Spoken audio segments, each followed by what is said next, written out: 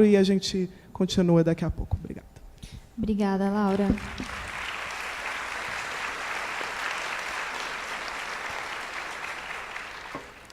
Eu vou passar a palavra agora para o Ricardo, uns 10 minutinhos.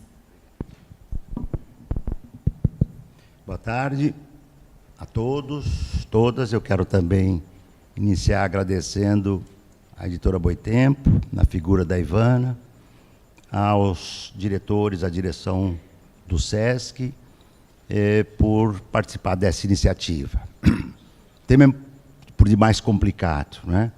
Há múltiplas formas de se tratar o tema da democracia. Nós acabamos fazendo aqui uma divisão social do trabalho, entre aspas, né? Porque ele é muito complexo e algumas ideias vão ficar só, digamos, indicadas, né? E a gente, como tem dois tempos, primeiro tempo e segundo tempo, dá para a gente tentar dividir aqui, né? Trabalho e os limites da democracia no Brasil.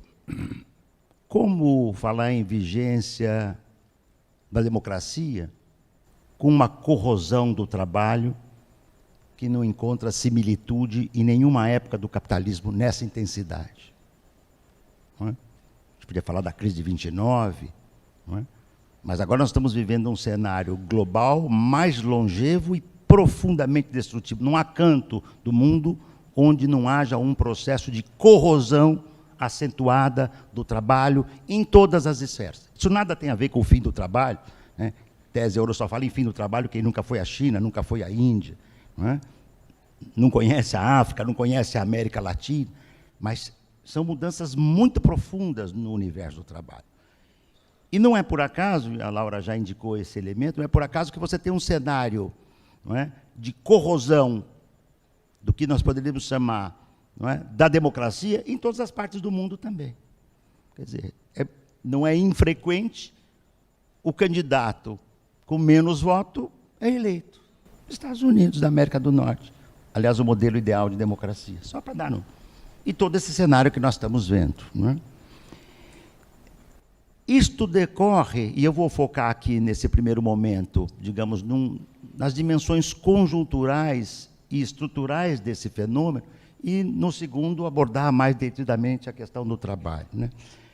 Mas chega a ser também curioso, para não falar drástico, que na era de enorme expansão informacional digital, indústria 4.0, internet das coisas, inteligência artificial, né? 5G, impressão 3D, bom, todo este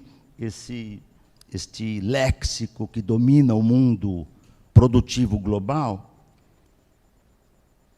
e que faz com que a possibilidade de expansão do trabalho informacional digital permitisse, como muitos imaginaram, não é o nosso caso, né, um mundo do trabalho dotado de sentido. O que nós estamos vendo, a rima da era digital, é da expansão exponencial do trabalho informal, intermitente, part-time, sem direitos. Não há nenhum canto do mundo, só onde há resistência forte é que esse movimento é menos intenso, não há nenhum canto do mundo expressivo em que a classe trabalhadora possa dizer, estamos avançando. Não, é regressão atrás de regressão. Por quê? Não é? Primeiro, porque nós estamos vivendo um cenário mundial, e eu vou utilizar aqui uma figura, uma categoria do nosso querido mestre, amigo, que já se foi, o Florestan, com a liberdade que eu me dou ao direito aqui, é um uso livre, mas o Florestan falava, no seu melhor momento analítico, não é, da contra-revolução preventiva. São aqueles movimentos que ocorrem de contra-revolução, mesmo quando não há o risco da revolução. Só que esse fenômeno hoje é global. Nós estamos vivendo uma era de contra-revolução preventiva de amplitude global, naturalmente na forma aqui como nós vemos. Como já nos ensinou Guimarães, pão e pães é questão de opiniões, né? Essa é a nossa aqui. Não é? É uma era de, não é por acaso, Brexit, Trump, não é? Orbán na Hungria, Duterte, Salvini até ontem na Itália, não é? E a lista é grande. O que nós estamos vendo esses dias, né, agora, massacre dos curdos, enfim, é uma atrás da outra. Não é? E nesta era de contra-revolução preventiva, por que nós tivemos isso? Tudo isso taquigraficamente, né? Se nós estivéssemos falando aqui em 2009, 10, 11, eu estaria dizendo aqui, nós estamos vivendo uma era de rebeliões. 9, 10, 11, 12, Tunísia, Grécia, Espanha, o movimento dos indignados, Occupy Wall Street, bom, todos nós lembramos disso. Só que a esta era de revoluções, por um processo de rebeliões, por um processo que é complexo, essas rebeliões não se converteram em revoluções. Ao contrário, nós tivemos, em função do agravamento da crise econômica, 2008, 2009, né, uma crise estrutural profunda do sistema do capital. E não só medido, não é, pela métrica econômica. Quando você tem uma sociedade que não pode mais se reproduzir, porque a destruição ambiental chegou ao limite que chegou, é disso que se trata quando se fala em crise estrutural. Não é só do movimento do capital, expansão, retração, mas, digamos assim, a forma destrutiva da sociedade passa a se sobrepor, tá certo? Em comparação a lampejos de civilização que nós podemos ter tido em algum momento desse cenário anterior. Né? E essa fase, digamos assim, de contra-revolução preventiva, no que diz respeito ao trabalho, ela é categórica. Quem desenha esse mundo, não é, destrutivo é o capital financeiro. Se nós nos enfrentarmos isso. E o capital financeiro, a Laura vai me permitir, depois me corrija se eu né, para minha sorte, eu vou dizer, mas eu também não sou economista, entende? Eu estou entendendo o capital financeiro não como só o processo do capital fictício, né, mas um capital que domina e controla tudo, inclusive o mundo da produção. É um monstrengo mais pesado, o capital financeiro. Né? É um Frankenstein, digamos assim, mais desalmado que os outros. Né? E em relação ao trabalho, ele é impiedoso. Eu li outro dia num banco brasileiro, tive um momento catártico, né? Que entre o modelo, o tipo ideal de trabalhador e trabalhadora para este banco é denominado como os e as incansáveis. São aqueles que não se cansam. Imagino que na lógica do capital financeiro é preciso trabalhar 48 horas por dia. Não é? O lépido e faceiro, até rimou, o lépido e faceiro, o capital financeiro, quer homens e mulheres laborando incansáveis. Vocês podem consultar depois para ver que é uma bacaninha, né? E este movimento do capital financeiro, não é, que nasceu, que se fortaleceu com o neoliberalismo extremado da sua primeira fase, se encontra também com uma reestruturação produtiva permanente do capital espetacular. É um moinho satânico de que falava também aqui livremente o Polanyi, né? Agora é o seguinte, agora a rodinha tecnológica não para de girar. E quem fica na frente é trucidado. Então, o que nós temos? O trabalho é cada vez mais desprovido de direitos.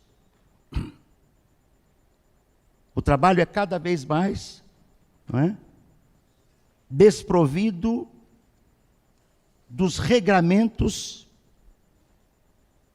que foram secularmente, né, resultado de luta secular, mais que secular. Né? Jornada de trabalho. Nós não temos mais isso. O mundo digital, informacional, né, convive com o mundo do trabalho informal. Não é? E o resultado disso, nós temos numa miríade de trabalhos, eu vou voltar aqui depois para dar alguns exemplos, onde o ser social que trabalha, homem ou mulher, jovem ou não, está sendo metamorfoseado como um trabalho autônomo, invisível, individualizado, de tal modo que esta aparência de autonomia cria a figura do empresário de si mesmo. Né? A gente poderia chamar, essa síntese não é minha, empresário de si mesmo é uma síntese que eu já uso há algum tempo, certamente outros também. Mas é uma espécie de burguês de si próprio e proletário de si próprio. É espetacular essa engenharia. E esta frase não é minha, é de um clássico, né? Importante, muito importante. Né? É o proletário de si mesmo. Então, ele é desprovido de direitos. E isto porque é muito engenhosa esta alquimia, né? Porque nunca foi tão intensa a exploração do trabalho, particularmente, mas não só, no setor de serviços, depois do seu monumental processo de mercadorização e comoditização. Né? Uber, Amazon, Cabify, 99, iFood, Glovo, Rappi. Não sei se eu falei Amazon, acho que comecei por ela, né? Eu volto a esse ponto depois. Ou nós regulamos esta forma de adulteração, porque aqui você tem extração do sobretrabalho, que lembra a acumulação primitiva. Todos vocês sabem hoje que um trabalhador ou uma trabalhadora de uma dessas empresas, especialmente de transporte privado, se ele só depende daquela empresa, daquele trabalho, ele trabalha 8, 10, 12, 14, 16, às vezes mais horas por dia. Bom, acumulação primitiva. Então é curioso, nós estamos na era do capitalismo de plataforma, isso é só para provocar um pouco, né? Porque tem similitudes com a protoforma do capitalismo, entende? Forma primeva do capitalismo. Jornadas de trabalho para as crianças, eu vi em Manchester, no Quarry Bank Mill, no Museu da Revolução Industrial, uma caixa onde dormiam as crianças, né, que era um contingente da força de trabalho no berço da Revolução Industrial. Para não falar do elemento central da acumulação primitiva, que foi o saque, exploração e espoliação do mundo latino-americano, da América do Sul e da América do Norte também, se tomarmos, inclusive, se olharmos com certa atenção para a parte sul, né, para os Estados Unidos, a sua região baseada na plantation. O resultado disto é que nós temos uma corrosão dos direitos do trabalho e que no Brasil se evidencia este momento, tá certo, de contra-tendência, né, se consolida com o golpe que depôs Dilma. Eu não vou debater aqui, acho que isto é muito importante e haverá momentos em que nós deveremos, e muitos já fazemos, e faremos isso de novo, senão nós não vamos avançar, dos limites do período 2002, né, 2015. Né? O que me parece evidente é que o capital está nos dizendo em todas as línguas, e com um som muito alto, que a era da conciliação acabou. Agora é devastação. E no caso brasileiro, só vou citar Temer, e só vou pegar o que diz respeito diretamente ao trabalho, porque são tantas as devastações que eu não quero explodir aqui, avançar no nosso... Uma das primeiras medidas do Temer foi a aprovação da terceirização total. A terceirização total é um vilipêndio em relação ao trabalho.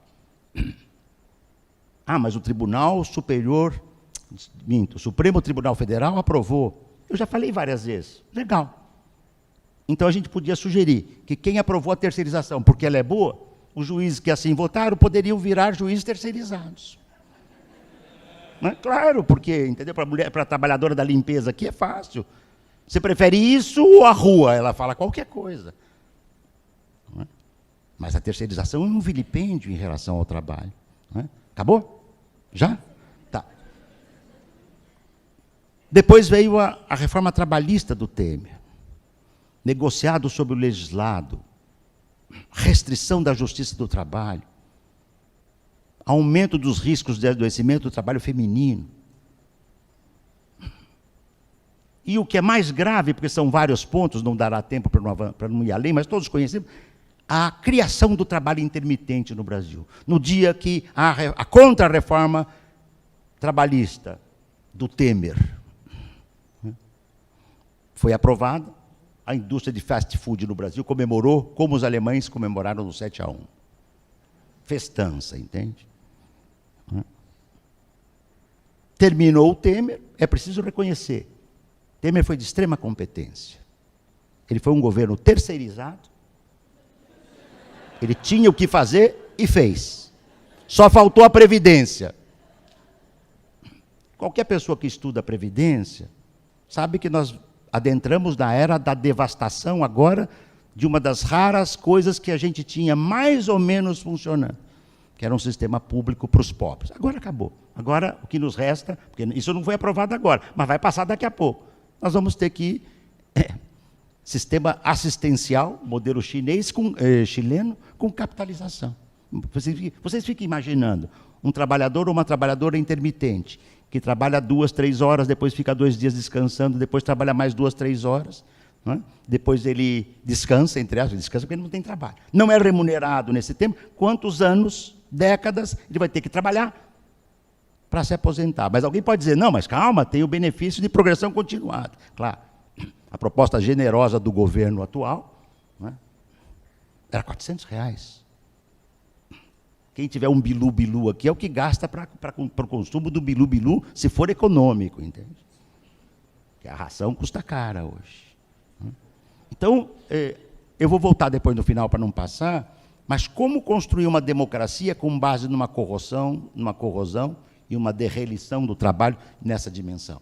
A gente retoma isso aqui depois, tá? Obrigado.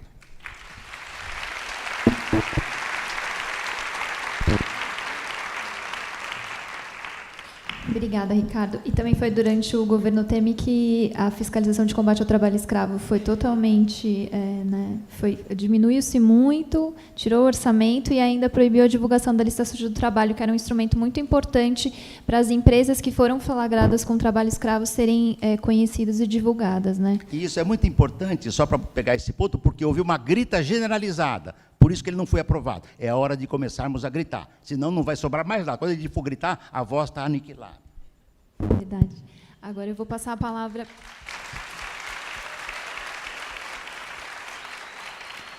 Agora com a palavra Vladimir Safatli. Então, ok. Então, também gostaria de agradecer aqui esse convite que me foi feito, agradecer a Ivane e o Sesc pela maravilhosa organização, e o fato também de poder estar nessa mesa com a Laura, com o Ricardo, né, para discutir esse tema tão central. Bem, eu vou tentar abordá-lo de uma maneira um pouco diferente, que eu queria insistir mais na segunda parte, né, sobre o problema dos limites da democracia no Brasil, né, mas eu queria aproveitar, de fato, essa relação que foi sugerida entre o trabalho e a democracia, para discutir um elemento que me parece absolutamente central no interior desse debate, que é bem provável que nós possamos entender a sociedade brasileira